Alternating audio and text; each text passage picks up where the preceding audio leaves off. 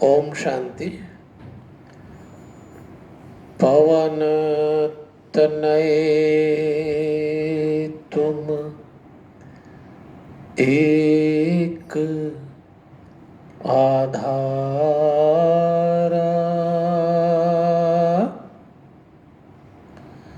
कथा कहूँ मैं मति अनुसार। वक्रतुंड महाकाय सूर्यकोटि समप्रभ निर्विघ्नं कुरु मे देव। शुभ कार्येषु शुभ सर्वदा। गुरुर्ब्रह्मा गुरुर्विष्णु गुरुर्देव महेश्वर, गुरुर्साक्षात् परब्रह्म, तस्मै श्री गुरवे नमः।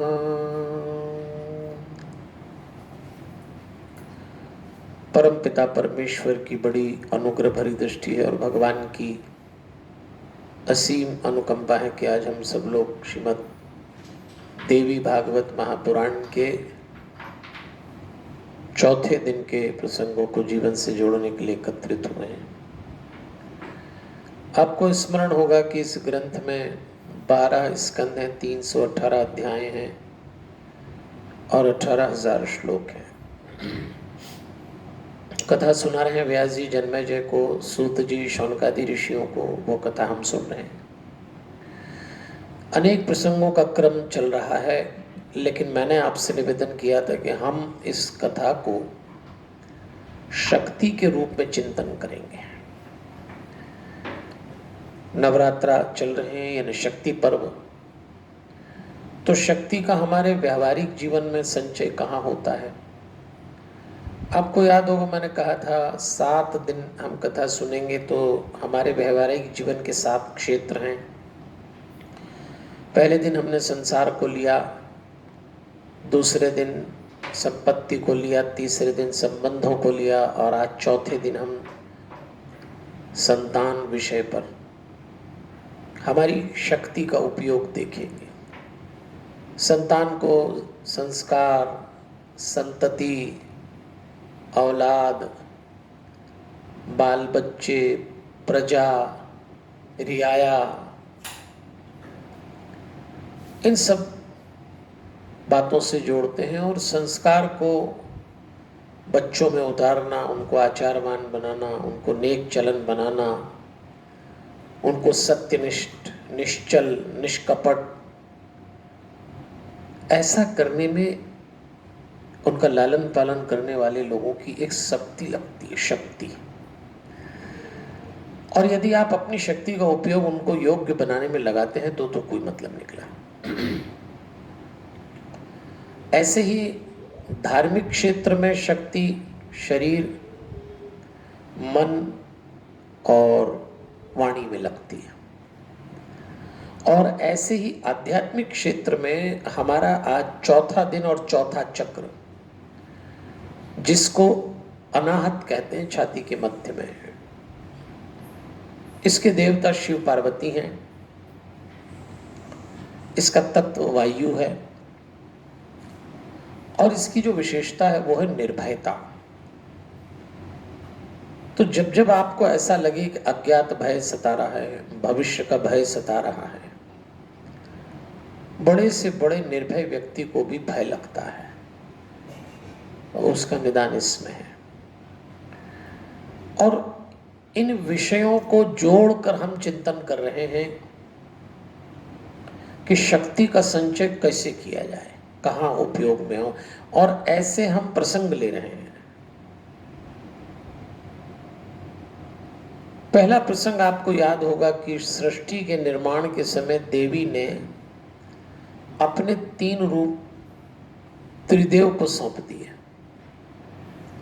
विष्णु जी को लक्ष्मी जी सौंपी गई, दुर्गा के रूप में शक्ति सौंपी गई, पार्वती के रूप में शिव जी को, महासरस्वती के रूप में ब्रह्मा जी को सौंपी गई, और इस तरह से सृष्टि का निर्माण हुआ है। फिर कथा आती है कि एक इंद्र की, त्वष्टा की, विश्वरूप की, इस सब कथा में मैं अभी इस कथा में इसलिए नहीं जाऊंगा कि आज एक बहुत रोचक और बहुत महत्वपूर्ण विषय आने वाला है, तो हम उस विषय पर केंद्रित होने वाले हैं। तो मैं अभी सिर्फ आपको इतना बताऊंगा कि इंद्र को शाप लगा ब्रह्म हत्या का, तो इंद्र इधर उधर छुपते गए और बहुत परेशानी इंद्र को उस दौरान हुई। तो ग्रंथकार ने ये प्रसंग सिर्फ इसलिए बताया कि ग्रंथकार हमको ये बताना चाहते हैं कि जीवन में इंद्र से भी अपराध हो जाए, और जब इंद्र से अपराध हुआ ब्रह्म हत्या का, तो अन्य देवताओं ने भी इंद्र से कहा कि ये आपने अच्छा नहीं किया। अब इंद्र को लगा कि जिन लोगों के लिए मैंने ये सब किया, आज वो ही मेरी आलोचना कर रहे हैं। तो एक बात इंद्र ने बोली जो हमको समझने में आई कि अच्छे समय में सब अपने बन जाते हैं और बुरे समय में अपने भी साथ छोड़ जाते हैं। इंद्र बिल्कुल अकेले हुए थे। तो नहुष नाम के राजा को इंद्र बनाया। नहुष की कुदृष्टि इंद्र की पत्नी शची पे पड़ी। शची अपने गुरु बृहस्पति के पास गई। बृहस्पति ने कहा देवी की आराधना करो। देवी ने ही रास्ता बताया, और नहुष को जब शाप लगा तो इंद्र को मुक्ति मिली। ये लंबी कथा है। अब इस कथा के पीछे जो दृश्य है वो मैं बताना चाहूंगा कि इंद्र की गृहस्थी के जीवन में बहुत बड़ा संकट आ गया। तो इंद्र ने दो काम किए, मतलब इंद्र और इंद्र की पत्नी ने। पहला काम तो ये किया कि अपने गुरु पर टिके, और गुरु ने देवी साधना बताई तो परमात्मा की कृपा से उस संकट से बाहर आए। अगर आपके पास कोई गुरु हैं तो जरूर अपने संकट के समय उनसे बात करिए। गुरु के पास कोई जादू चमत्कार तो नहीं होगा, लेकिन गुरु क्या करेंगे, आपको रास्ता बताएंगे। जैसे बृहस्पति ने रास्ता बताया कि जाओ देवी की आराधना करो, और उन्होंने देवी की आराधना की तो देवी ने उनका आत्मविश्वास बढ़ाया, सूझबूझ बढ़ाई, और पति पत्नी ने निर्णय लिया और इस बड़े संकट से बाहर आ गए। अब चलिए एक घटना और घटी। शिव जी और विष्णु जी को एक बार ये अहंकार हो गया, तो शक्ति ने सोचा कि इनका अहंकार दूर करें, क्योंकि उन दोनों ने शक्ति का ही अपमान कर दिया। तो शक्ति अंतर ध्यान हो गई, और जब शक्ति अंतर ध्यान हुई तो दोनों निस्तेज हो गए, विष्णु जी और शंकर जी। ब्रह्मा जी ने इनके कार्य अपने हाथ में ले लिए। फिर इन्होंने शक्ति को प्रसन्न किया, तो शक्ति ने एक बात बोली कि हम दोबारा आपको मिलेंगे, लेकिन हम दोबारा कैसे मिलेंगे? बोले हम गौरी और लक्ष्मी के रूप में नया जन्म लेंगे। फिर इस बीच तारकासुर के वध का प्रसंग आता है, और अब एक बहुत महत्वपूर्ण प्रसंग आ रहा है जिस पर हमें चर्चा करना है। तो विचार किया गौरी ने कि मुझे हिमाचल राज के यहाँ जन्म लेना है। तो हिमालय जी ने तपस्या की, देवी की तपस्या करके देवी से बोला कि आप मेरे घर पुत्री बनकर आ जाएं।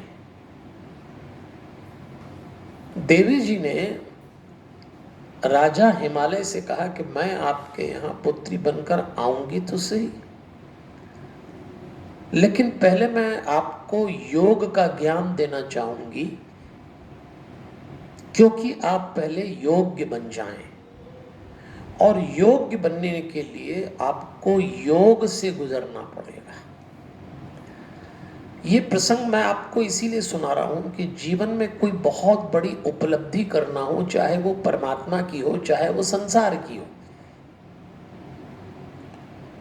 आपको योग का ज्ञान होना चाहिए, आपको योग का अभ्यास होना चाहिए। क्योंकि देवी जी ने ये तो कह दिया कि सबसे पहले मैं ही थी, दूसरे किसी वस्तु की सत्ता उस समय संसार में नहीं थी, और मेरे ही सत चित्त आनंद से जो रूप प्रकट हुआ, एक सत्ता प्रकट हुई जो माया बनी, और मेरी ही शक्ति को तप, प्रकृति, अजा ऐसे नाम दिए। फिर पंच महाभूत बने, फिर अंतःकरण बना, फिर कर्मेंद्रियां बनी, ज्ञानेंद्रियां बनी। देवी ने विराट रूप दिखाया और फिर उन्होंने कहा, मैं आपको अष्टांग योग का ज्ञान दे रही हूं। हरिओम। उस समय देवी भागवत में ग्रंथकार ने एक श्लोक लिखा, यद्यस्ति मरणम पूर्व योगा धनुर्मर्दतः। यदि योग आदि के अभ्यास करने के पहले किसी की मृत्यु हो जाए तो मनुष्य आत्मघाती होता है। शक्यम येन स्नान आत्महा नरः। मैं इस पंक्ति को फिर दोहरा रहा हूं कि यदि योग आदि के अभ्यास करने के पहले ही मृत्यु हो जाए तो मनुष्य आत्मघाती माना जाएगा।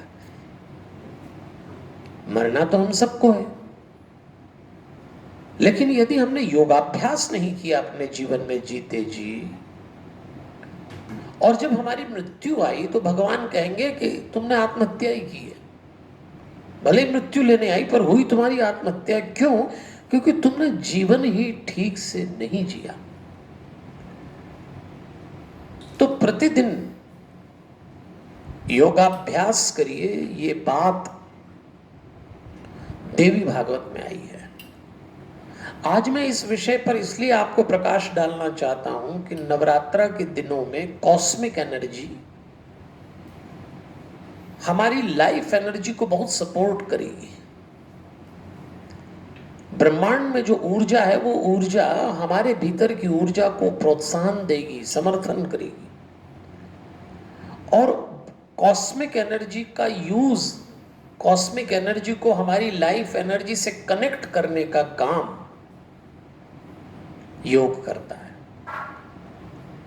तो योग देवी समझा रही है कि योग के 8 चरण होते हैं। यम, नियम, आसन, प्राणायाम, प्रत्याहार, धारणा, ध्यान, समाधि।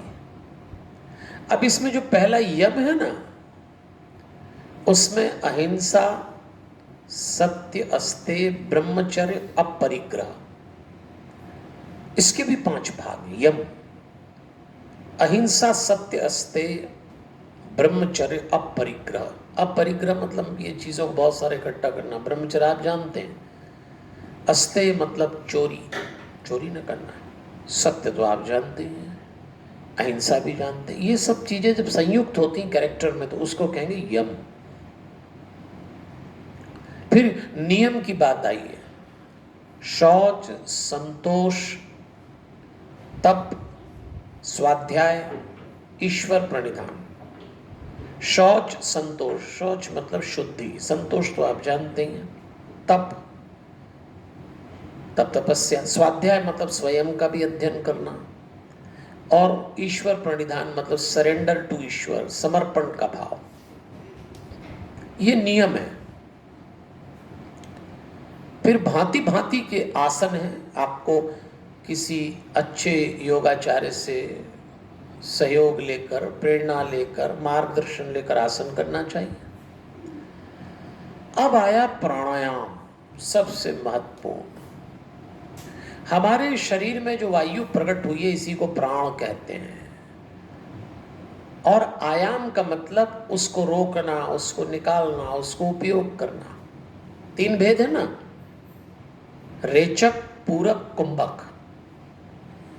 पूरक मतलब इनहेल, रेचक मतलब एक्सहेल, कुंभक मतलब उसको होल्ड करना, रोकना। प्राणायाम भी 8 है, 4 फिजिकल बॉडी के, 4 मेंटल बॉडी के। और जब आप प्राणायाम करने बैठते हैं तो 4 फिजिकल बॉडी में सबसे पहला प्राणायाम होगा, आप तो प्रतिदिन करते होंगे और ना करते हो तो मेरा आग्रह है कि जरूर करिएगा। भस्त्रिका, कपालभाति, बाह्य प्राणायाम, अनुलोम विलोम, ये फिजिकल बॉडी। मेंटल बॉडी के भ्रामरी, ओंकारनाद, ऊंझाई, कर्ण पीड़ान तक। जब तक आप प्राणायाम नहीं करेंगे, जब तक अपनी प्राण वायु का नियंत्रण नहीं करेंगे, तब तक आप योग में प्रवेश ही नहीं कर पाएंगे। फिर आता है प्रत्याहार। प्रत्याहार का अर्थ होता है इंद्रियों को बाहर से निकाल के भीतर केंद्रित करना। फिर आता है धारणा, चित्त को किसी विशेष स्थान में बांधना, इसको धारणा कहते हैं। फिर आता है ध्यान, मेडिटेशन। बहुत सरल भाषा में कहूंगा, मन के अभाव का नाम ध्यान है। उसके बाद समाधि की स्थिति है। तो देवियों सज्जनों, आप कितने ही व्यस्त रहते हो, लेकिन आपको थोड़ा समय योगासन, योग, अष्टांग योग, प्राणायाम, ध्यान, इस पर देना चाहिए। ये जो पिछले दिनों बीमारी आई और अभी भी चल रही है, आप विश्वास करिए इस बीमारी में वो लोग सुरक्षित रहे जिन्होंने योगासन किया या जिनके शरीर की इम्यूनिटी बढ़ी हुई थी। आज हम गांव में जाते हैं तो लोग मास्क नहीं पहनते। डर था गांव गांव में फैलेगा, लेकिन धीरे धीरे निकल रहा है। क्यों? क्योंकि उनकी क्षमता, प्रतिरोधक क्षमता। और चूंकि हम शहर के लोग या जिनका जीवन एसी में बीतता है, थोड़ा आराम से बीतता है, उनको अपनी इम्यूनिटी बढ़ाने के लिए योगासन कर लेना चाहिए। लेकिन जब भी आप योगासन करेंगे, सबसे पहली बाधा आपको आलस्य आएगी। ऐसा लिखा है शास्त्रों में, आलस्यम व्याधस्य तीव्रा प्रमाद स्थान संशय। ऐसे बताया है कि करीब मान के चलिए कि 10 किस्म की बाधाएं आएंगी। आलस्य, व्याधियां, प्रमाद। प्रमाद मतलब मस्त रात को कुछ खाया पिया तो सुबह करने की इच्छा नहीं हो रही। स्थान संशय, यहाँ करें कि वहां करें, ये ठीक जगह नहीं है। अस्थिर मानसिकता, अश्रद्धा, भ्रांति दर्शनम, दुख। दुख होता हो तो ना करें, जबकि जब दुख हो तो जरूर करें। और इच्छा ना होने पर जबरदस्ती करना और विषय लोलुपता, इन सब से आपको बाधा मिलेगी। तो लेकिन आप इन बाधाओं से पार होकर जरूर करिएगा। और जब आप ठीक से करते हैं तब जाके आप मेडिटेशन कर पाते हैं, ध्यान कर पाएंगे। हमने तो हनुमान चालीसा से ध्यान की विधि बनाई है, लेकिन आपके पास और कोई विधि हो तो करिए, और नहीं तो हमसे प्राप्त करिए। क्योंकि ग्रंथकार ने देवी भागवत में अब कहा है, नास्ति ध्यान समम तीर्थ, नास्ति ध्यान समम तपः। ध्यान के समान कोई तीर्थ नहीं, कोई तप नहीं, ध्यान के समान कोई यज्ञ नहीं है। नास्ति ध्यान रूपो यज्ञस्य तस्मात् ध्यानम समाचरेत। ध्यान इसलिए करना चाहिए, मेडिटेशन। और मैं मेडिटेशन पे अलग अलग संबंधों में बोलता रहा हूं।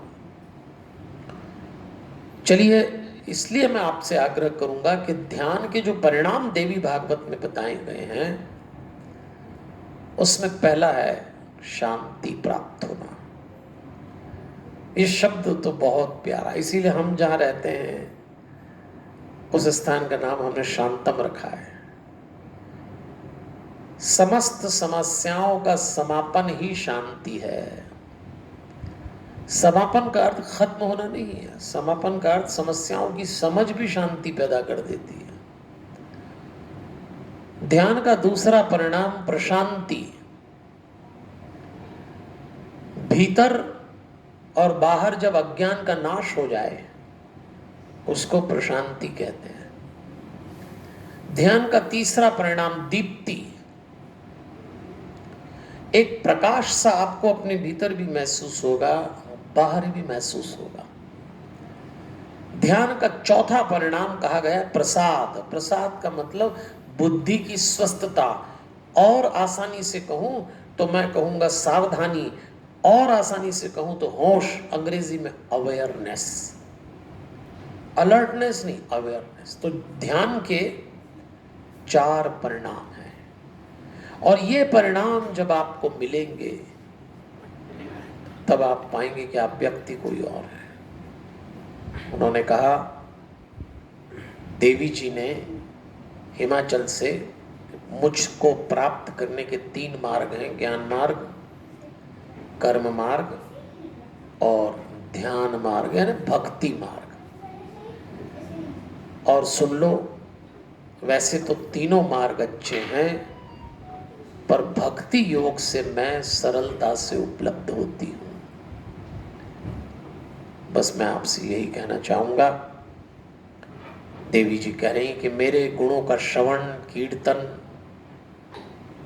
ऐसे करना कि प्रेम के आंसू निकल आए, कंठ गदगद हो जाए, तो मुझे आना ही पड़ता है। बहुत सुंदर ढंग से देवी जी ने राजा को समझाया और फिर कहा, तुम जब बुलाओगे मैं आऊंगी।